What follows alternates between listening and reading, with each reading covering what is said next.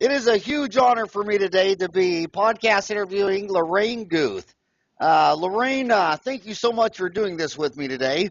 Lorraine's background includes many years of business administration and successful treatment presentation, as well as extensive studies in communication and leadership skills. In the last 8 years as a practice management speaker, Lorraine has enjoyed learning and laughing with thousands of dental professionals across the U.S. and Canada and Sweden. Her presentations are known for offering easily implemented, simple solutions for enhancing the new patient call, treatment presentations, and systems implementation. One of Lorraine's specialties is assisting business owners in managing difficult or conflictual conversations with team members and patients. Recently, one attendee was thrilled when she was able to go back to the office and in the next week convert a patient to schedule and complete a case, including multiple crowns, even though her practice did not participate with the patient's insurance company. Lorraine, thank you so much for accepting my invitation to do this today because, the bottom line is dentists go to school 8 years and learn math, physics, chemistry, root canals, fillings, and crowns, and then they graduate and realize that pretty much all their problems are going to be dealing with the other 7 billion talking monkeys on this planet, whether they're patients, staff, employees. I mean, I've always said that the other people are the best thing about your existence on Earth, and they're also the worst thing about your existence on Earth. I mean, people are they're just complex, aren't they? They're very complex. And what I see is dentists have multiple issues going on every day with their patients and their staff. And what they usually do is just go in their private office and shut the door because they know if they shut that door, everything will take care of itself. Is that true? Well, that would be wonderful, wouldn't it? That would be wonderful. That'd be great if it worked in child rearing as well. Oh my gosh! I tell my 4 boys every time they're the hardest job I'll ever love. I mean, so bottom line is, what is your assessment of dentists? Do you think they're well equipped to deal with people issues, whether it's dealing with patients or staff, or do you see a little improvement needed or a lot of improvement needed? I think we all need a lot of improvement. I think dentists have a very difficult job, Howard. I mean, you have the clinical side of dentistry alone is enormous. With the clinical side, you have systems implementation, you have clinical processes involved in that, and then you have to deal with people's emotions all day. You have the patients, you have the team, you have your own personal baggage that you bring in the door. I don't. Well, I've heard that. I don't. I know. My ex-wife says I'm perfect. Well, it's just tough. And, when we survey dentists and we ask them, like, what is your biggest headache? 80% always put, staff, 80% staff. And then number 2 would be the batshit crazy patients. Right. And they never say, well, what sealer do you use during a root canal or what's the square root of 4? They never have a science or a math question. It's always the people. So where do you want to start? Do you want to start talking about staff or patients, or where do you want to begin? Let's start talking about staff. Okay. And my first question on the staff is, who's the craziest, the dentist, the hygienist, the assistant, or the receptionist? Line them up in order of most insane to least insane. Who would be number 1? Is it the dentist? I think we're equally crazy. we're all equally nuts. I think what happens is in a practice, in any organization, you get a whole group of people that come together. And they come together with different ideas or understandings about what's appropriate in how you work together and how you problem solve. It's interesting. I'll ask you, Howard, do you think you're more connected to people that you disagree with or with people that you agree with? Gosh, agree with. Right? It feels that way, doesn't it? Yeah. But really, if you really care about somebody, you learn to disagree with them well. And if you look at organizations that grow in a synergistic way, in an exponential way, they learn how to disagree well, and they learn how to come into alignment.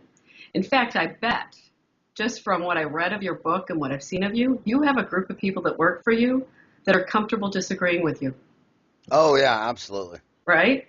I mean, I've said for 30 years that 95% of all my ideas get rejected, and they counter. It's not 95%. It's only 80%.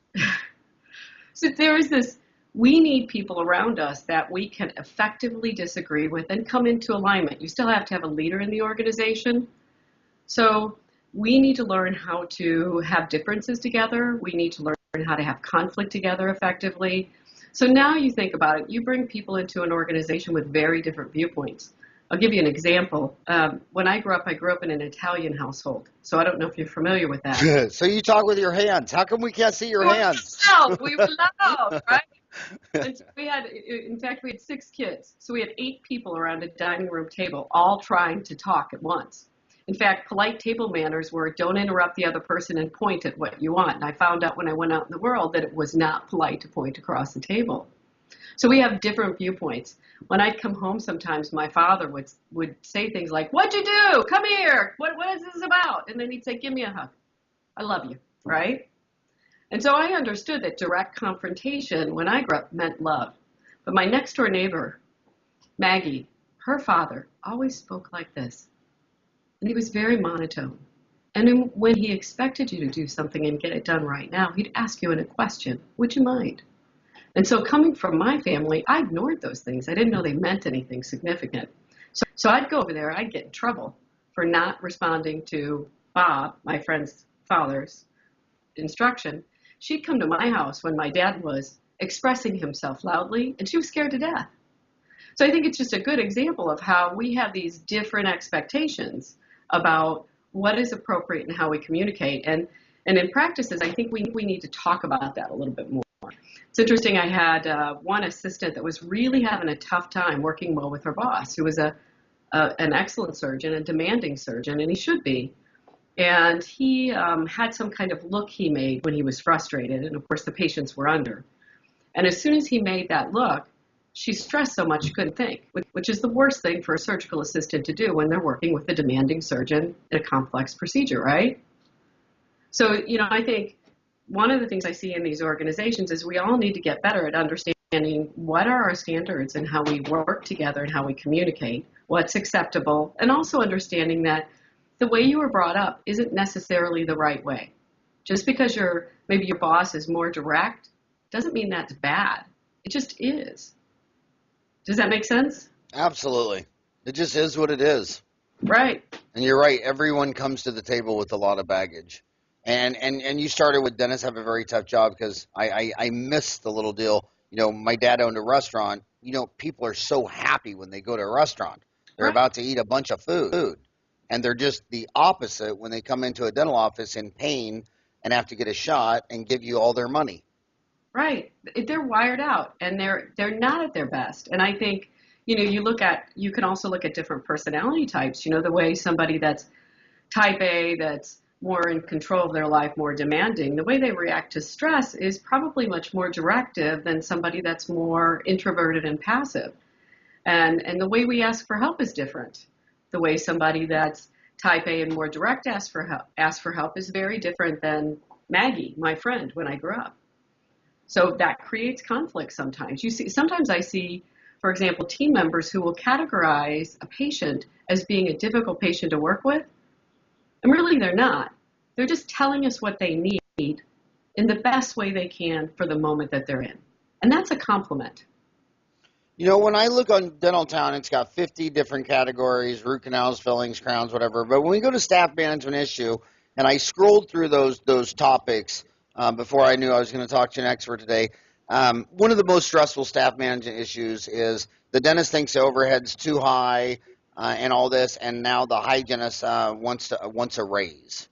Right. And he's just like goes on Dental Town and just verbally, unloads, and just so stressed. So do you see that situation? Do you agree that that's a so what's the answer? Your overhead's high. You feel like you're not doing well, and the staff wants a raise because it's justified because the Earth made a complete revolution around the sun. And whenever the Earth goes around the sun, they want their dollar raise. It's all based right there in the stars. It's the astrology straightforward. How do you handle this? Do you just go out there and look and make sure that Mars just passed Uranus? Or Isn't it funny? So it's interesting that what I find is team members in dentistry, and I spent a lot of years as a team member with very misguided beliefs. Team members in dentistry are never taught business and how money works and how wages work. And you begin to learn that as an entrepreneur because you simply have to for the marketplace.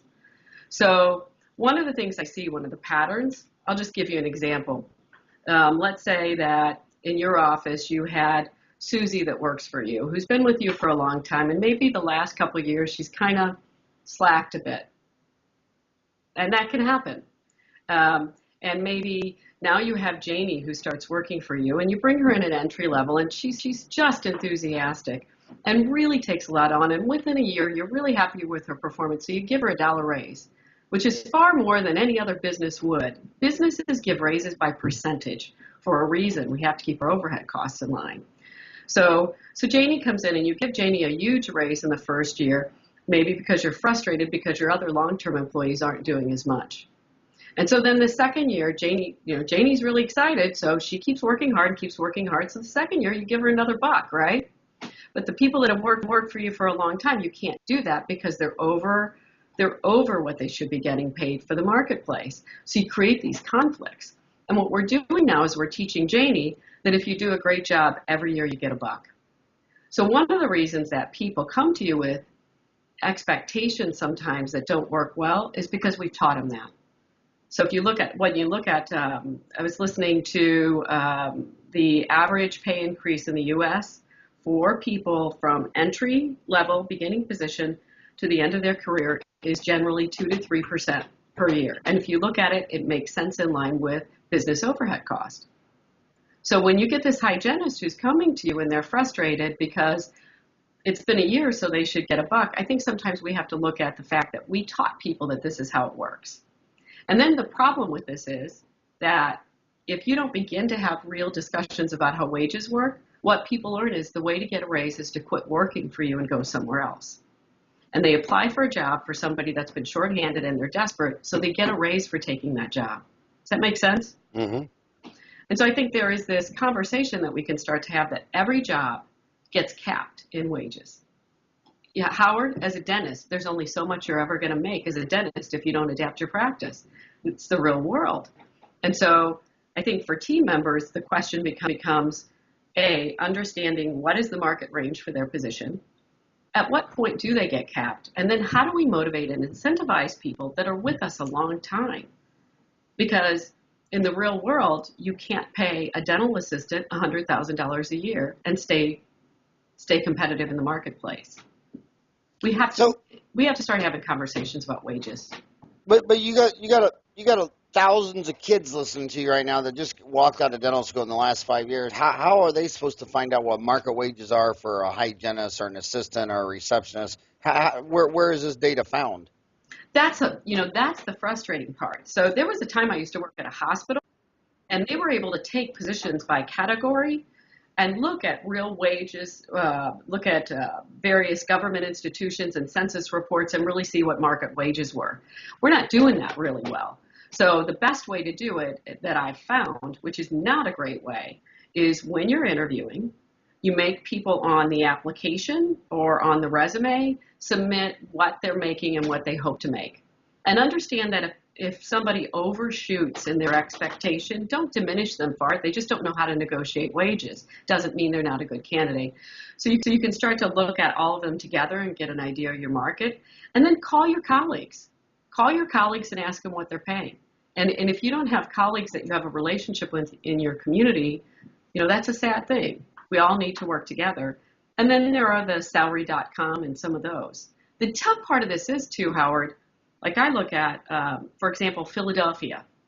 In Philadelphia, there's an area where 20 miles apart, people get paid more from the other 20 miles because there's the transportation across the highway is a problem. So it's hard to get people to work in this one spot, so people get paid more. So how do you judge? It's just, I think, really tough. Now, do you think Dental Town should do a salary.com deal to help my homies? Do you think that would be a good feature, or would that be like collusion and illegal and all that stuff? I don't know. I don't think it would be illegal because I don't think we'd have salary.com if it was. I think it'd be a great idea. And I think we have to look at it also in connection to, wages plus benefits. So, this was one thing that I learned early on when I started. I'd been in private practices in dentistry where compensation was really cash heavy, right? It's how much you make, not so much the benefits. And I went to work at a hospital and I took a $3 an hour cut in pay. And I had a discussion with HR about that. I was frustrated with that. And my discussion with them was based on that I believed that they were out of line with the marketplace. And what they said to me is that in the past, you've been getting wages in a cash-rich kind of way with fewer benefits. In our organization, we consider 30 to 40% of your wages as your benefits. And we had amazing benefits. I ended up with, when I was out on leave with my son, I had 6 weeks off paid. And that was awesome. So I think when you look at salaries, you have to look at that. And also as a business owner, you have to look at from what market you're pulling. So part of the reason employers will say, here's my percentage that I can afford to put towards compensation. You have to look at what market you're pulling. And if you're in your market offering health insurance is important, then usually that means the hourly rate is lower in that market. If you're working in a market where no one offers health insurance, which is more common, then you'll see a higher dollar an hour rate per hour. But then for employees that don't understand these kinds of business decisions, it's confusing, right? So I used to make this much at this office, and now you want me to make this much less. Or here's the other piece that affects salary. And I can tell you this is something I did when I was learning and coming up the ranks. I got my raises. I always managed to get good raises because I performed. And then there was a point that I got capped, and I couldn't get any more.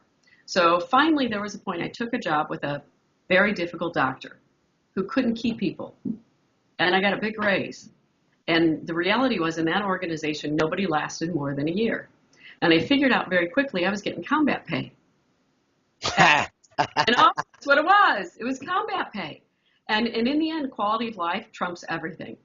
So there's a point then when I went to leave there, my thought was going to interview at other jobs that they should pay me as much as Mr. Combat Pay or more. And I found out that wasn't true. So sometimes that's part of what it is.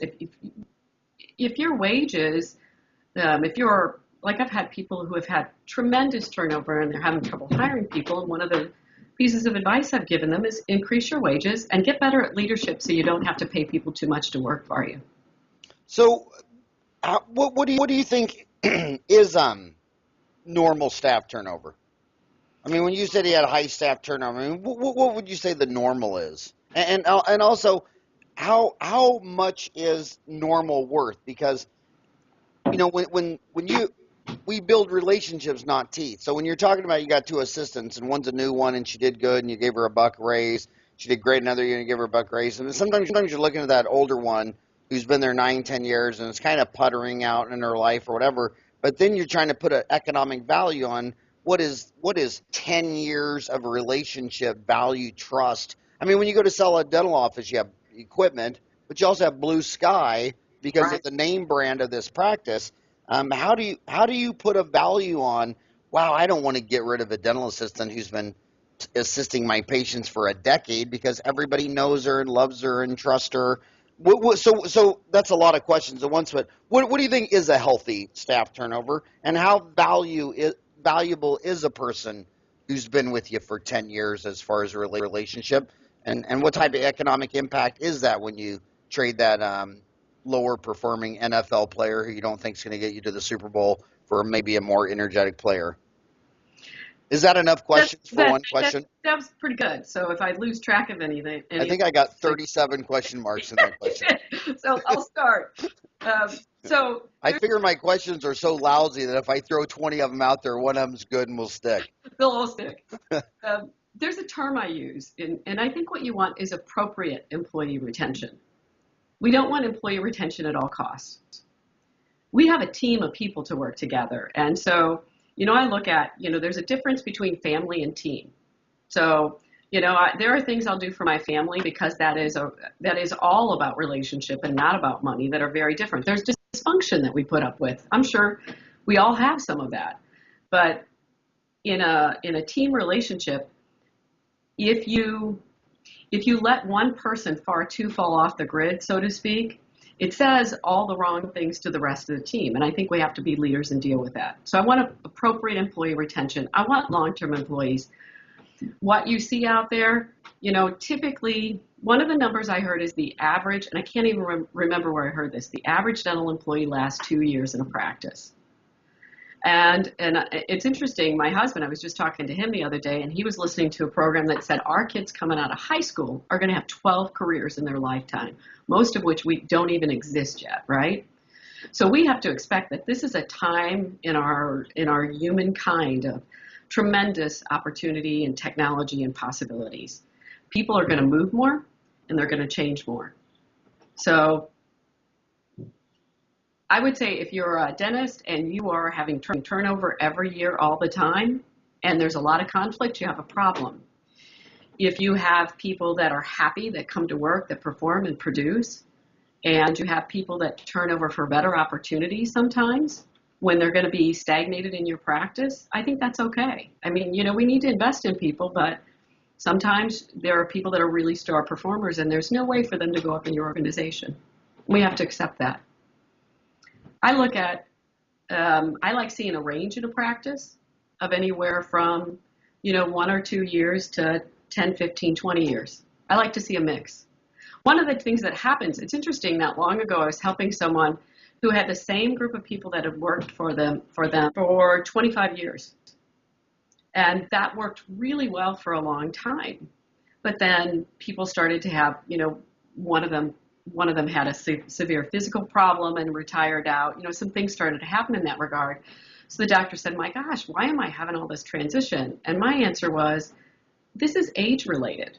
It's because this is a time that people are going through changes. So you're not likely to keep your entire staff consistent till they're 65. At what age do you recommend taking your assistant to the vet and having her put down because she's just too old? Well, I think age is relative, isn't it? Oh, it's funny. My dental assistant's been with me 28 years, and what's going to take her out is actually all of her softball injuries. I mean, I've been begging the woman for 5 years to quit playing softball. She's not going to have a job-related injury. It's her the softball's gone. I thought what you said was interesting about medical benefits, that it really depends on where you're at. Because I always had a different angle of that on Dental Town. I've always been arguing with these dentists. You hear them, they go into politics and they don't want universal health care, and then they don't provide it for their staff. Right. And I always provided medical insurance for all my staff and a 401k because I thought it was criminal that if Jan stood by my side from age 25 to 65 and I walk off retired and wealthy and she walks off to a trailer park on Medicare, that just wasn't fair. So right. So I always provided because I always thought it was a right-wrong issue. But you're right, it does depend on what they're used to. But I believe, like the dentists who don't want any government regulation from the state board, but then they're not going to call their peers out for doing malpractice dentistry. You know what I mean? I mean, you got to, if you don't want the government, then we have to do it ourselves. And I've always believed that hell, we're in healthcare, so I've always provided medical and all that. So what about go back to lessons learned on hiring? One of my pet peeves about dentists is I look at the NFL and 38 franchises. They'll have like 6 or 7 full-time employees that scout every single possible college player that could ever play any position in the organization. When they go to hire a quarterback, they'll have the complete list of all the boys in the universe that are eligible for this job. And then when a dentist needs an assistant, they'll throw an ad on Craigslist. Right. 2 people walk in on Monday, and they'll hire one of the 2. I mean, I've never thought they take HR serious. And some of these dentists are the biggest sports fans in the world, and then their own recruiting is just like whatever. I know. Isn't that interesting? I think everybody's afraid of it, frankly, and they feel like it's time consuming, it's demanding, and they don't know how to do it. So they kind of throw in the towel and they do what's easiest. And the Craigslist thing, it's interesting. I've had people talk to me and say, it's so hard to find good people. And I ask them, what do you do to look? I put an ad on Craigslist. And I'm like, okay, well, that's not that much. So part of what I like to tell people is recruiting is marketing. just like marketing with patients. You need to get out there and let people know that you have a job. So I talk about Craigslist, there's Monster, there's Career Builder, there's LinkedIn, there's I Hire Dental. I mean, if I'm looking for a star player, just like you talked about your football teams, right? If I'm looking for a star player, I want to get those ads out there everywhere where somebody might see them. But one of the complaints that I get when you bring it up is people will say, well, that costs money, that's expensive. So my answer is, one of the things I tell them is write down the number 25,000 and put a dollar sign in front of it. And that's what you're spending. When you hire a new employee in a dental practice, you're spending that in 6 months easy on time spent in training, on lost opportunity. It's a big investment. And so, these same people, these same doctors that if they were going to drop 25,000 in the stock market would do a little research.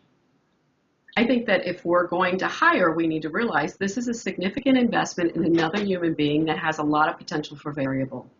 So we need to put those ads out everywhere. And we need to not worry about the fact that it costs $395 to put an ad in Monster. I mean, my gosh, what are we going to make on a great employee? Look at your assistant. If you thought about how much more you've made economically because you had her by your side, right? That's worth the price of an ad. And I also got to say one thing about Jan, because some of my colleagues thought I was a jerk. Is when your favorite team steals the best player from another team, everyone claps. When I stole Jan from one of the greatest dental office, it was actually Michael Schuster, the famous Michael Schuster, whatever. When I stole her from there, some of my friends thought, well, dude, that was rude. And it's like, why? It's what you do in the NFL. It's what you do in hockey. I mean, and furthermore, if you can steal Jan from me, my hat's off to you. I mean, if I'm not making her happy and you steal her from me, that was my fault. You know what I mean? Oh, so I want to ask you this specific. I see some dentists that will only hire an assistant or a hygienist or an associate dentist, someone with 5 years experience. Right. Then I look back, and a lot of my friends had some really good luck, especially with front office, just taking someone off the street from another service centers. Like the best receptionist I ever had, I stole her from Chase Bank. She was just so sweet and attention to detail, and she came over from banking to the front desk, and she learned soft dent in about an hour. So what's the trade between 5 years experience and no experience? I'll tell you what, I think in our practices, if we really want to go where we need to go in dentistry, we're going to have to start acting like businesses in a much more significant way. I think we can all be successful if we start acting like putting good, sound practices in place. And so this, I can only hire somebody that has dental background. There are great people out there. And so when I talk to people about hiring, I let them know you're hiring two things. You're hiring behavior and you're hiring skill set. And I want you to think about it. What's easier for you to teach a person in your practice, Howard, behavior or how to set up for a composite? Behavior. Behavior's easier or harder? No, behavior's hard. You can't. It's almost untrainable. It's hard, right? So, yeah, I look at the human being, that I have matters, and I want to hire people for a couple. I want to hire people, number one, for not what they already know, because that's history, right? So you could take two candidates, and you could have one candidate that doesn't have as much of a knowledge base, and they could be a better candidate because they learn better. So I care about what you know, but I care about how you learn. I care about how you learn under stress. I care about, can you take feedback? Can you take critical feedback and go on and let go of your own emotional needs and focus on the patient and problem solve? So I think letting go of this whole idea of we need somebody that has dental background.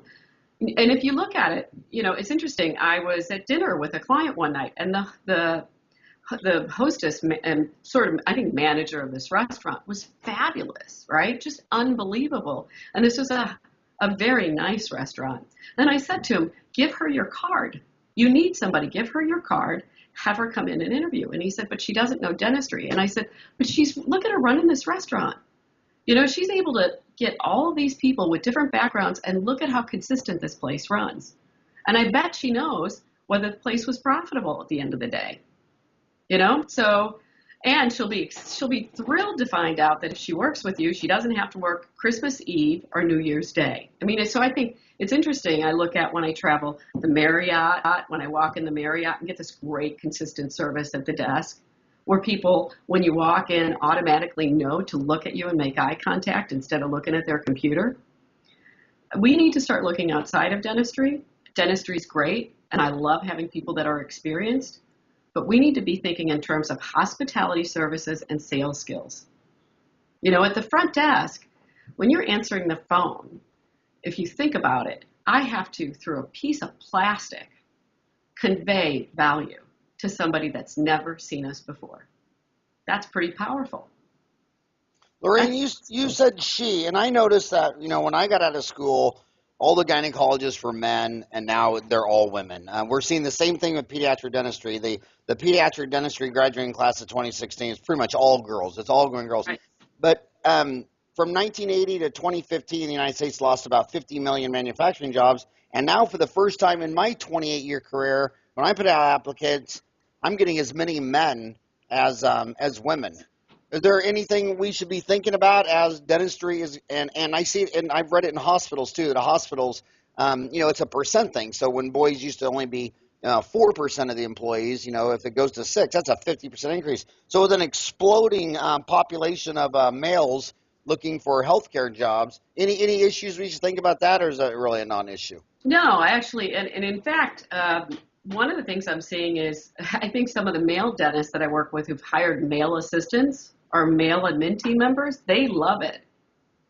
And I'll quote them, and I'm not saying that I agree or disagree with this because I don't want to be politically incorrect, but they say there's a lot less drama and I understand how they think, and working around how a bunch of women problem solve is hard for me because I'm the odd man out. So, to some extent, there's a leg up. And if you look at the jobs out there, being a dental assistant or a hygienist or a valued admin team member in certain areas pays really pretty well compared to a lot of the options. And it doesn't require that you have a master's degree.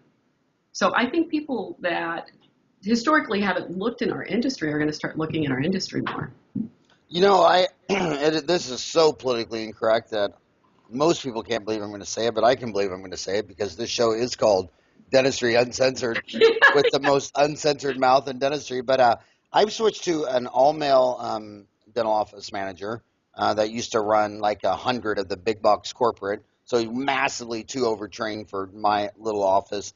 And 2 of my 4 dental assistants are males. And I swear to God, I personally think they're far more easier to deal with. Is that because I'm a male, or just because males only say 2,000 words a day, women say 7,500? Every time a man talks to another man, a woman will talk to 5. Do you think it's just just more simple? I think there are gender differences. So, people have different opinions on this. My opinion is men and women can communicate differently. We think differently. We sort differently. So, if you look at it for a male dentist that comes in with all the responsibilities and all the details, to have somebody next to them that they don't have to figure out all day long, that's easier for them. I'm not saying it's right or wrong, but it's easier. Well, the data on monkeys is clear. I mean, a woman says, it's math. A woman says 6,500 to 7,000 words a day. A man is under 2,000. And on all apes and monkeys, every time a male monkey talks to someone, the woman talks to 5 people. I mean, that just makes a lot. Hey, by the way, you talk about 4-quad employee performance review. Can you explain that in detail? Yeah. So I think sometimes, like I will hear, I'll go into a practice and I'll hear an employer that's frustrated about employee issues, right? And how an employee is behaving and functioning. And one of the questions I'll say, well, let me see their performance evaluations. And what I find out is all of their last performance evaluations were great, right? And it's like, oh, but you're now so frustrated, you don't know if you can stand it anymore. So why did they have all those performance evaluations that way? And the answer is they were grading people on technical skills only, okay?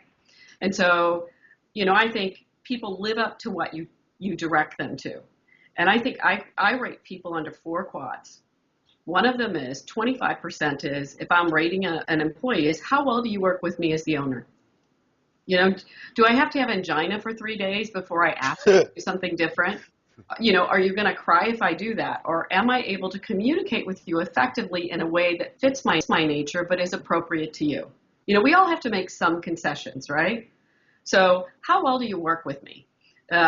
If you, let's say, I give you feedback as an employee and you're nice to me and pleasant, but you walk around passive aggressive for 3 days and you go in the lab and tell everybody what a jerk I am. Well, I'm paying you to do that. That's going to make me rate you lower as an employee because I'm not going to build you for success. It's interesting. Sometimes I go into practices and I can see which employees have the best relationship with the owner in being able to give and receive direct feedback. And the way I can see it is those are the employees that get all the opportunities. Because it's just easier to walk up and say, Susan, what I need is this. And Susan's not going to get upset because you said it a certain way. She's going to know that if you said it in a frustrated way, it's because you trust them and you need their help. So I think, you know, part of it is being clear about rating. How well do you work with me? Can I communicate effectively? Can I give you feedback in a regular way? And I'll challenge you, Howard.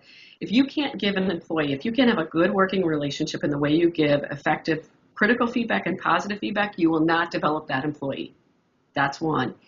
The other 25% is how well do you work with your team? So if you're technically a star performer and you're always great to me as the owner, but the team can't stand it when you walk in the room, I still have a problem because great patient care happens because we move information appropriately around the office, right? There's so many details in patient care. So if you have an employee that doesn't work well with the rest of the team, I don't care how good they are in every other place, you're going to have problems.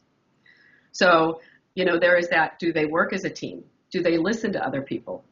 You know, are they effective? Can they effectively disagree and exchange ideas? There are all kinds of parameters. And I have a sheet where I go through different ways that you can judge and see that. You know, it's interesting. I was talking to one of my clients once, and it was right before it was coming out. And he said he hadn't realized that his hygienist and his admin team member were so at odds. I mean, they were really at odds. And I said, well, why hadn't you noticed? And he said, well, they never came to me and told me. And I said, did you ever watch the way they talk to each other? And he said, not really. And I said, so do you ever really see them together? You know, just shooting the breeze when you're not around, thinking that you're not watching. You ever see them connecting together? And he said, no. And I said, when they walk past each other in the hallway, do they acknowledge each other? And he said, no. And I said, that's how you know you have a problem. Two women can't walk by each other in the hallway and not acknowledge each other. I think men can do that. Women can't do that. So you got to have people that can work well together and understand that's an important piece. So I have the, do you work well with me as an owner? Do you work well with the team members? And then how do the patients respond to you? So it's interesting. I had one gentleman I was working with, and he said, I have 2 people at the admin area. And one of them, the patients love her. And they always talk about her. They always say her name. And the other one, they don't say anything about, or they call her that woman up at the desk. Does that mean there's a problem? And my answer is, one's connecting with the patients and one isn't, right? And so I think, you know, there are all kinds of ways that you can judge whether someone is doing well with the patients. And I look at, do the patients love you? Do they say their name? Do they buy from you? Right? If you're a hygienist and you're working with patients and no one ever tries to improve their health after working with you, then that's a bit of a problem because we're supposed to be helping people get their lives better and make their health better, right? So I've got now you, the owner, your team members, and the patients. 75% of how I weight your performance is based on those things. The other 25% are your technical skills. So to me, let's say you're a dental assistant, and technically you're the best dental assistant in the world.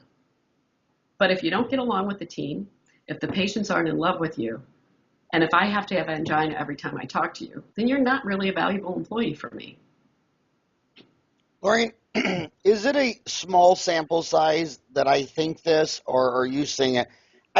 When I meet women dentists that are just crushing it, they tend to have a more all-male staff. Do you notice that ever, or do you not notice that? I haven't noticed that. You haven't noticed that? Is that an Arizona desert thing? Maybe an Arizona desert thing. I want to go back to the team. Do you building a team, since that's your most stressful thing? Do you see any things that more successful teams do more that less, like morning huddles or getting wired up on walkie talkies, or how often should the office have a close down and have some um, what do you call it, a retreat or a Yeah. meeting, or what do you call that, a staff meeting? Team building, staff meeting, Yeah, whatever. or sometimes some offices will actually go away. They'll go to a resort on the other side of town and have a retreat. Can you talk about any of those things that do you think any of those things technically help team development, or do you think it just comes from the leader? It's a bit of both. If you look at it, a great leader is going to make sure there are systems in place to create a great team. They're not going to hide in their office. Doesn't work. So it's interesting. I think morning huddles are critical. Morning huddles in What order percent do morning huddles, would you say, it's in your observation? What percent of the 150,000 dental offices in America start with a morning huddle? I would say at least less than half. I think people talk about it, but they don't do it, and then it becomes a problem because somebody has a hard time getting there on time, or people come in late.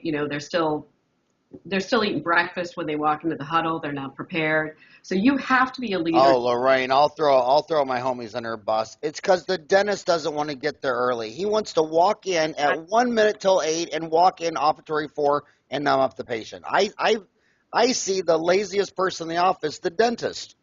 I'll tell you right. If I were going to pick a key component of success, when the dentist is the first one there, and when the dentist is the last one to go.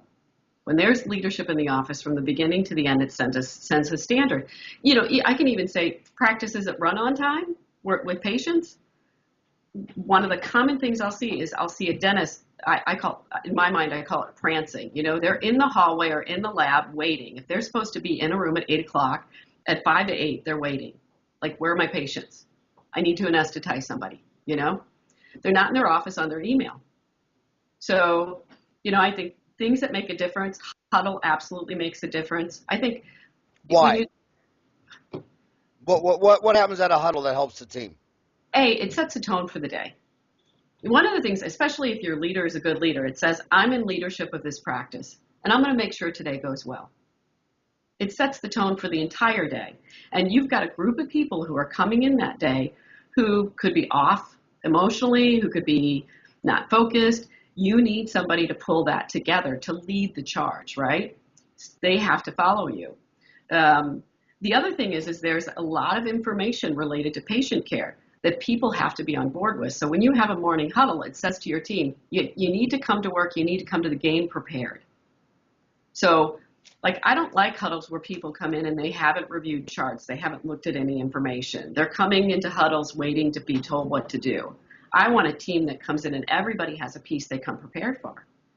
When I used to, one of my great mentors that I worked with years ago, I had to come into the huddle from the administrative side and talk about, for example, the new patients coming in that day, what was important to them. And also I would tie that to where we had holes in the next week.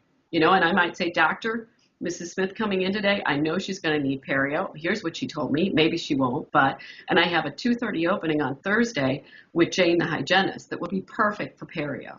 So if you could tell her if she needs it, how important it is for her to get in, then that would be great. We filled it as a team. There are all kinds of things you can do in huddle that matter if you come prepared. And the administrative side many times doesn't understand what's happening on the clinical side of the equation as they go through their day. This is where you bring that together. I like the way you talk about everyone showing up prepared. I mean, I've always thought that on a sports team, every single player either helped you win or helped you lose. There were just no average players. It's like you caught the ball and made the touchdown, and you didn't catch it, and that's why we lost. You're a winner or a loser. What about staff meetings and team retreats? How often do you think a dental office should have a staff meeting? And do you think going off-site for a retreat is a return on investment? What are your thoughts there? Does that seem to be a game changer or helpers for the most successful? It can be. So I'm going to give you a sport analogy to this for a moment. A number of years ago, was taking my son to football practice once again, right? It was like, we're always going to football practice. And I'd sit in the parking lot with my computer and do my work. And I was getting frustrated one night because they practiced all the time and they only played 8 games a year. And then all of a sudden I thought about it and I thought, in our industry, we're playing the game all the time and we never practice. And we wonder why there are problems, frustrations, conflict. And so if you look at, I know the National Football League, they only play so many games, but they record, they watch recordings, they have departmental meetings, they have joint meetings, they have leaders in various places, and they practice over and over and over. And I think we're playing the game way too much and we're not practicing enough. And if we are going to have to learn to be more effective in business, we need to quit whining and complaining about the changes in the industry and be good at business, which means we need to build people. But if you're, you need to build people. So I like, when I work with people, one of the things I work with them on is to learn how to be a leader and have a good meeting. So you as the boss having a meeting is not, you could have a lot of meetings where you as the boss just rant and rave for an hour. It's not going to be effective. You have no idea what's going on in the minds of your employees and they're not able to contribute. So learning some professional team meeting facilitation skills is absolutely an asset to a leader in a business, and then have regular meetings and judge how often and how much they are based on what you're trying to do. So as an example, if you're heavily embedded in PPOs and you want to go fee for service, you need to have a lot of meetings because you have to look at how are we going to change our service standards? How are we going to change our day-to-day just basic functionality in order to be worth our patients paying us 40% more than our competitors? How are we going to do that? Right? So you need more team meetings. If you're busy and you're running at a fast pace, once a month, you need to sit down with your team and have effective meetings. And when you have effective meetings, because they're talking more than the boss. And you see balanced engagement. It's facilitating a room. So I like team meetings. I think one of the things that we're missing is we are not having one-on-one engagement with the team enough. One of the things that, as I look at HR and where HR is changing out in the industry, instead of the annual performance review, you're seeing more organizations step away from that and instead have what they call more on-time performance review and more intermittent and more ongoing. So, especially when you think about if you want to have long-term employees, there's only so much you can ever compensate somebody in wages. But if you have time where you acknowledge them and learn how they think and what they need, that's powerful. It's interesting. I've been asking people just to get a feel. If you were entry level, mid-level, and you went to work at Apple Computers when Steve Jobs was alive, and let's say, Howard, you did a fabulous job that year, and I'm your boss, and I sit down in your performance review and say, you have a choice, Howard. You can have a 3% raise, or you can have 2 hours with Steve Jobs. What would you pick? 2 hours with Steve Jobs. Of course, right? I mean, how wonderful would that be to be acknowledged at that level, to be able to ask questions about your own organization, to be able to understand about your own organization. So one of the things that I'm working with my clients on, and I'd like to see in the industry more, where dentists, if you're the leader, that you actually have structured time that you meet with an employee just to find out what they think. And I give them a process, what's happening, what's working well for you. A great question to ask an employee is, tell me about something that you've done that you're proud of that I haven't noticed that I should have. I promise you there's an answer in there, right? Let them have a place to say, here's what I'm doing for you, and ask their opinion about some things in the practice. We all want to feel like we're part of the decision making. I was reading a Gallup poll about employee engagement in America, and I off the top of my head, I can't remember the numbers exactly, but it's at least I think 67% are either not engaged or not significantly engaged. But out of the people in this Gallup poll that are engaged, most of them are leaders or managers. And if you think about it, leaders and managers get to give their opinion, they get to be involved in decision making, and they get to feel important. So I think if we want to continue to keep people long term in jobs where people aren't going to be the boss, we need to find a way to give them voice. So staff meetings, huddle, and one-on-one. That's not about a performance review where you're just telling them what they did wrong. And we need to learn how to give feedback effectively in an organization, we need to learn how to hear feedback. So, do you like any of the technological walkie-talkie things so that they communicate more all day? I do. Or I do, with boundaries. Some people put these things in place. Where I see walkie-talkies fail is people just decide to get them and they don't talk about it. And then what you have is you have people having conversations about stupid things over the walkie-talkie in a long-winded way. And that you'll see the doctor or the boss just say, this isn't working. And that's not the answer. Walkie-talkies work when you use them with guidelines. They're about something that everybody should know in very short pieces of information. And then they're fabulous.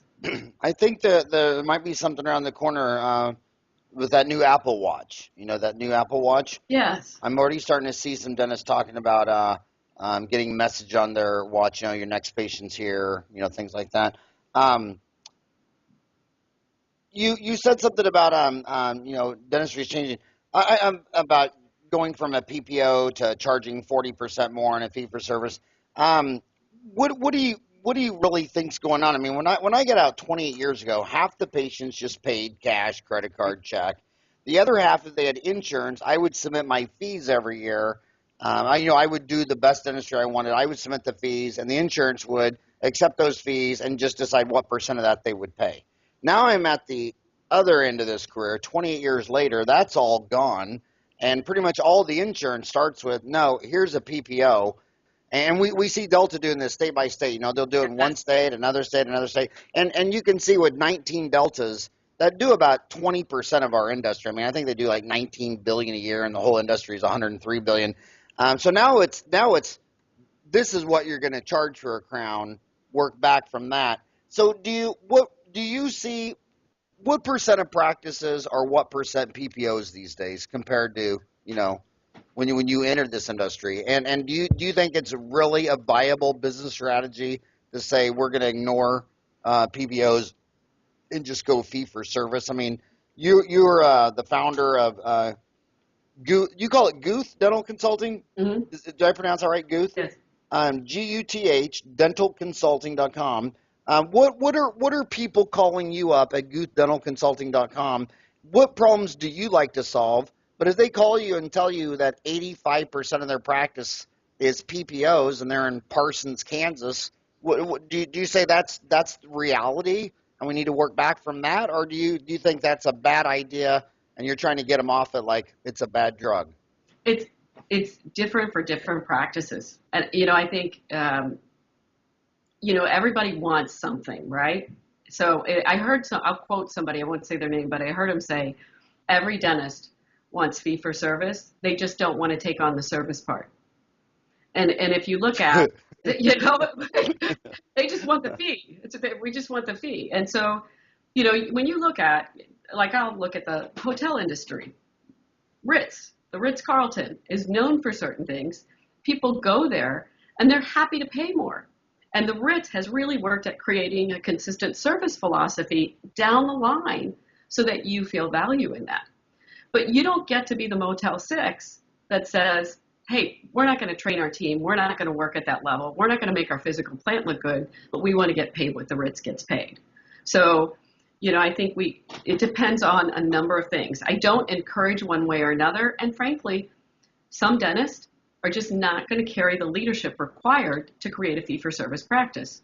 The numbers that you see out there in fee-for-service, what is truly fee-for-service now in the industry is 10 to 20%. I hear different things. And so what I tell my clients is, if we know this is true, if you want that, you've got to be in the top in every single way. And that's hard work. So you're going to work hard these days, whether you're fee-for-service or whether you're participating. It's just, what are you going to work hard on? And you do have to take location into account. And this may not be popular, but I have had a practice, I'll just say, that I've been to, and they absolutely wanted to go fee-for-service. And when I looked at the community and I looked at the physical plant and I looked at what the doctor was willing to do, I said, you'll kill yourself if you do it. What part of Detroit were you in? Yeah. Well, but it's true because, Detroit, when I got out of school, was 2.8 million people. Now it's 0.7. And at some point, You got to gravity. I know dentists that were in a small town of 5,000 that had one big plant that had 1,000 employees, and now the plant's closed, and they still want to be a cosmetic dentist, implantologist, fee for service. So demographics is real. Demographics matter. You know, I love what you had in your book, and I actually have to say, you call it uncomplicate business, right? Hmm. But you really took a lot of complicated information and made it very simple to follow. You spent time on location. You had put very careful thought into location in relation to where you want to be. And I think that's an important piece now. You have to look at it. So it depends, you know. I see people who can go fee for service, but they're surrounded by a lot of people participating, which means you have to spend a lot more money on marketing. And to some extent, I think we got ourselves into this mess, you know. If dentistry had been more effective as businesses are years ago, there wouldn't have been the big scare. We wouldn't have had so many people flip into PPO dentistry, and so there wouldn't be as much of a market for it. It's interesting. I was at a business event with NSA, and there was a gentleman there that was talking about what makes businesses effective. This is not about dentistry, but he said great businesses understand that you have to get more business and you have to retain more business, and you have to do that every single day. That has to be where your focus is. And you look at everything you do and you think about, okay, here's how we need to submit insurance. And is the way we're doing it, will it get us more clients potentially if we do it this way? Or will it cause us to retain more clients? Are we doing it that way because it's convenient for us? And that's a question to ask. It's interesting, you know, I consult outside of dentistry with small businesses, and I see that tendency in small businesses because they know they're closer. It's hard to keep a business alive outside of dentistry. So they really do look at everything they do and think about, in the way I'm doing this, will it get us more business? Will it create more retention? We need to do that more. So fee for service, sure, people can do it, but you've got to really do it. You've got to have great leadership. You've got to spend time building team. You've got to train on service. You've got to create service protocols, and you have to market. And if you look at it right now, let's say you take a practice that's producing $1 million a year and they're participating. If they're in the state of Pennsylvania, they're writing off 40%. So they're spending $400,000 a year every year to be able to get those patients that they participate with. If you really want to go fee for service, you know, spend $100,000 a year on marketing. You can buy a lot of marketing for that. You know, invest in your practice, but you really have to take the leap. I'm really surprised you learned that the NSA, because usually the National Security Agency in Washington, D.C. does not talk about business matters. They clarify it's the National Speakers Association. Which is actually in my backyard. It's in Tempe. I'm in Phoenix. Yeah. It's next door. Where was that, out in Tempe, Arizona? Well, this was actually at one of the chapters here. One of the people they brought in. I love going to the NSA meetings because you get to spend time with business consultants that are working in so many different industries. And what you see is, you know, what's happening in technology is changing businesses in a significant way. It's going to change our business even more than people realize. So, and you get to understand what businesses go through out there that we've been shielded from. You know, I was talking to somebody from PNC Bank about 15 years ago, and they said at the time that they considered someone wanting to open a dental practice, they had a 97% chance of success. When I went to take my loans out to open my business, I sat at the bank with 5 people who told me that I had a 50% chance of not being in business in 5 years. And they would absolutely take my house. Was I sure I wanted to take the loan?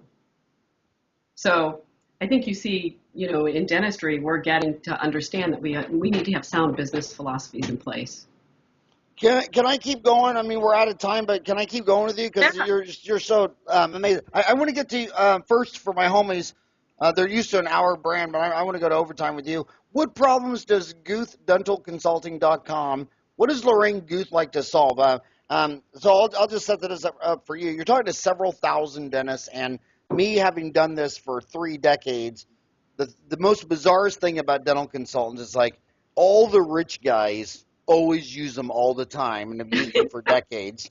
And then everybody where you would just be a saint, walk on water, and be Mother Teresa of St. Dentalca is they never use them. So what I want you to do is I don't feel like I'm doing a public service talking about you to guys who have used 5 different consultants in the last 20 years because you guys all are a return on investment.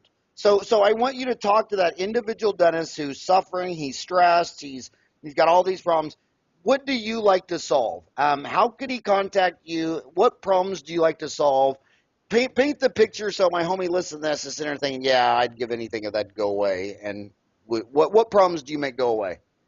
I help them learn how to deal with staff in an effective way so they get better performance. It's not just about the systems. The other thing that I do is I do have some consistency and structure in some of the systems I teach, but I adapt them to different practices. And I adapt the order in which we do it based on what's happening in the practice. One of the things that I spend time helping them with is if they need to hire, how they can learn to hire effectively, how they can learn to vet potential employees behaviorally. I give them systems to do it so that it's more time effective. So, what I do is help them get the team in place, and I structure everything around that. I help them get better at how they problem solve as a group, and that gets more production. And then I work with the typical things that we work with, and how do you talk to patients about money and fees? How do you talk about insurance? Financial arrangement, new patient call. Those are things that I'm very, very good at. The reason I'm very good at that, though, is because I've studied communication in a significant way. I've studied how people relate to each other. So when I work with these things in offices, I'm not really just teaching them scripting. I'm trying to teach their team how to learn to listen effectively, how to understand that when a patient says something difficult to you, it's a compliment. They're actually saying, I'm so frustrated about this, but I want to do business with you anyway, Howard. And so then how does an employee pull themselves together and respond to that in an effective way? I do all those things, and I work with practices in all ranges. But I would say that one of the practices that I work with about half the time are very successful practices who are trying to make the next level, and they're trying to deal with success. It's interesting. We start up, right? We start our business, we get excited, and finally we have business. And then what happens is we get really busy, and we realize that you have to learn how to deal with that. That's a whole nother level. It's interesting. We start our business thinking, things will be great, right? For a dentist, things will be great when I can get this practice where the schedules are filled and we're producing $1.5 million a year. And the answer is, yeah, it's great. But there's a whole set of challenges that come with that you didn't know about. And you have to change things then at that point. So I help people learn how to manage success as well as learn how to create it. But see, you just said a Freudian slip because you said, $1.5 million. See, the average dental office only does $675. But you probably, your average practice that you deal with probably does $1.5 million. And that's my point. Not necessarily. I have some in the 600 to the $1 million a year. But and but it's still my point. 600 would still be the 50th percentile. 675. So you're saying 675 to $1.5 million. But the people that are doing 300, the people that are doing 400, the people whose wife right now is out selling Amway so they can buy groceries, they never call you guys. No, they don't. And I always tell them that every dollar you give a dental consultant, you're going to get the dollar back in that calendar year, and then another quarter or a quarter and a dime or 2 quarters, and they don't get it. They're spending so much money not getting help. It's interesting. I know. What you see is the people that get past that do well, will say over and over, I really wish I would have done it in the beginning. And in fact, I will tell you, when I opened my business, the first thing I did was open a $60,000 line of credit, and I hired a consultant for $30,000. I had no clients. I had no business. I hadn't even marketed. And it was a scary thing to do. I'm absolutely convinced, had I not done that, you and I would not be having this conversation today. And the market is telling them that if they're suffering and they need to grow, they need to buy a big shiny toy like a CAD cam or a laser or an X-ray machine. And I always say that those are in the same category as if you want to buy a Porsche or a cabin or a boat, go buy it. I own all those things because I'm rich and I like to have fun. But they don't make you rich. You need to build your business. And they don't want to spend how much does it cost to hire Lorraine? Depends on what you're hiring me for. Well, So what's the range? Talk to it my homies. ranges. So what I do is I do a program where I have an initial visit. I don't sign people up for a year like some people do. I have an initial program, and that allows people to see if I can work with them, if I can really make things happen for them. So that visit could be anywhere from 6,000 to 10,000, depending on what we do. And I'm in your office for 3 days, maybe two, depending on size. I have time that I observe because you can't implement systems unless you know what's happening and unless the team will trust you. And you can't implement systems only from the dentist viewpoint. The team has a lot of knowledge about what's happening, and I need to find out what they know that's getting in the way, and I need to help them get that out of the way. So Um, that's the initial piece. And then I create a plan, just like you create a treatment plan, right? So we have a team training. Then at the end of it, I give them a 15, 20-page report of here's what you need to do to get where you need to go. And if I help you, here's how much it is. Or go try to do it yourself. That's okay too. So and what percent of your employees clients do you think get their money back and make money? How many of them? What percent would you say it was a return on investment? I would say the vast majority, at least 90%. But you also have to look at the way I have it set up. I come in with that first piece. And that's a qualifying piece. And there are times that I've done that. I've gone through the follow-up report with the doctor afterwards and said, here's what you need. But I don't think you should hire me right now to do that because here are the obstacles that you're not willing to deal with. And unless you deal with those things, I'm not going to be able to create a result. And it was interesting. I had one doctor that said, you won't take my money. And I said, no, because you'll be irritated. You won't get what you want. So if you really want these things to happen, here's what you have to adapt. And without that, it's just paper. I just wish I wouldn't have been born in 1962. I wish I was born in like 2162. Then you wouldn't have any staff. It'd just be droids. You know what I mean? I would just go in there like Star Wars. I had a CP3O and R2D2 and just all droids programmed to be perfect like me. You know what, Howard? We need, yeah, we need this diversity. We need this challenge. It's if you don't have people around you that bristle you, that challenge you, you'll stagnate, right? I mean, we absolutely need to have that. We fight it. We don't like it. But one of the things I talk to leaders about is, I'll just ask you to think about this. For you, let's say, or let's just pretend, let's take a surgeon, right? An implant surgeon. The best surgeon in Arizona, best implant surgeon. And you're gonna say that it's Ralph Wilson. You are, aren't you? Aren't you? I agree with you. I like Ralph. I love their group. They are a great example. You know I'm very mad at Ralph Wilson, don't you? He's a local periodontist. He's got 5,000 posts on periodontics. He stole my hygienist and then married her. The nerve of it. Yeah, I know. She put in her notice. The next thing I know, she's living with Ralph and they get married. I still think he should return his wife back to me.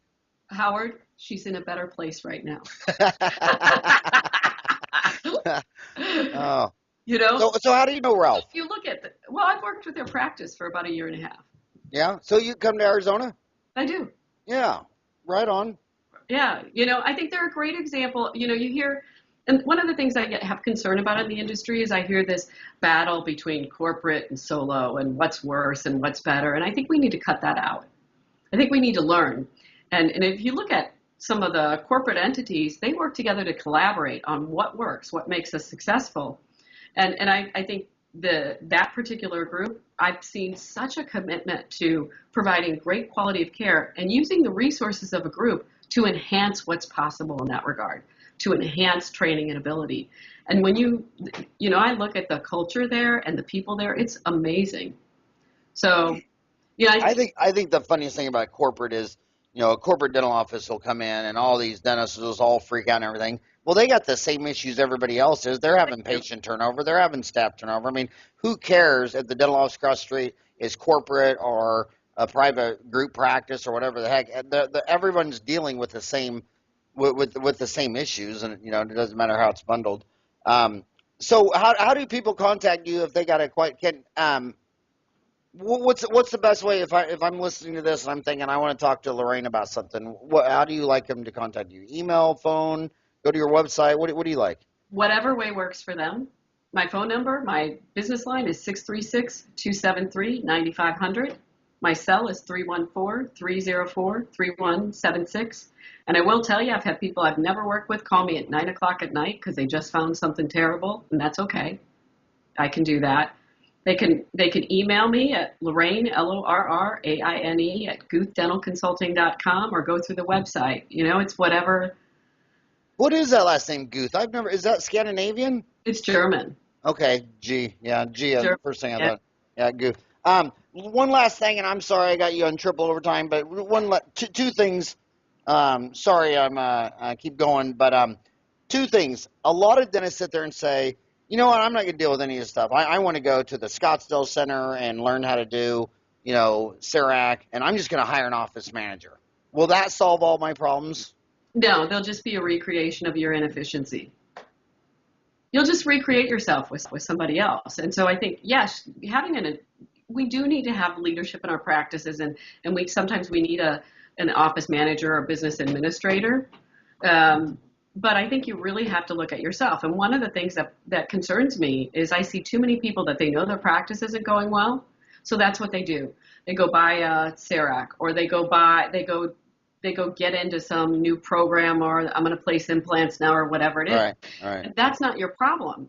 So if you look at businesses that make it, if you step outside of dentistry, just businesses that make it, understand you can have a great product and go bankrupt very easily. You need to have a great product, and you need to run and lead your practice effectively. And dentists need to build leadership skills if they're going to be an owner. There's a phrase I'll give you real quick. This is one of the things one of my coaches said to me. They said, Lorraine, do you want to be an entrepreneur or an independent employee with a large checkbook and no controls? Right? And so if you think about what an entrepreneur does,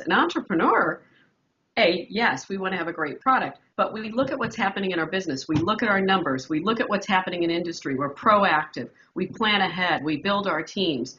We learn how to be better leaders. An entrepreneur is always looking for a way to grow and build their business and make it more effective. An independent employee is somebody that's really great at what they do, and they own a building, they don't have a boss, and they don't take care of things. So if you look at, like, I've been an employee, I've been a business owner. Being an employee, I was very different in my viewpoints.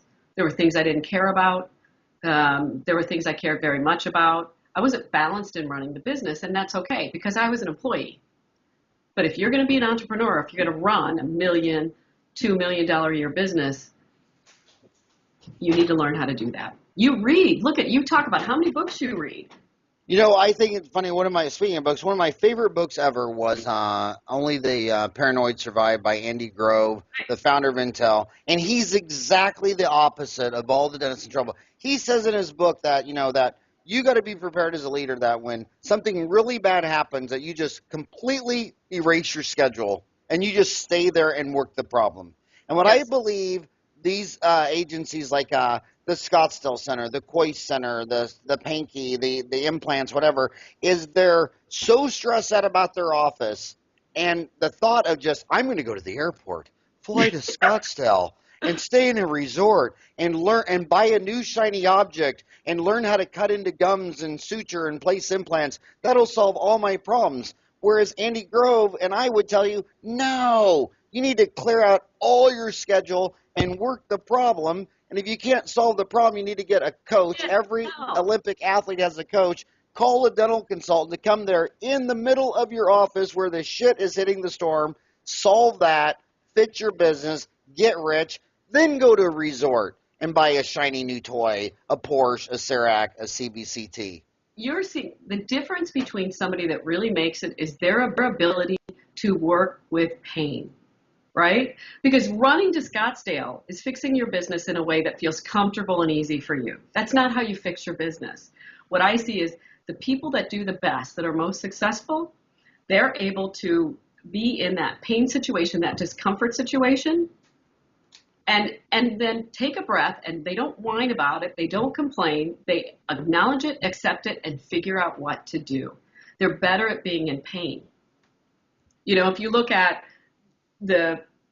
your practice is running badly and you're having lots of problems and you don't want to deal with the issues and you run off to a CE course on whatever it is that is clinical related, you're running away from the problem. And it's not that that isn't valuable, but don't run away from the problems. People that are really great in business and are great leaders are good at pain.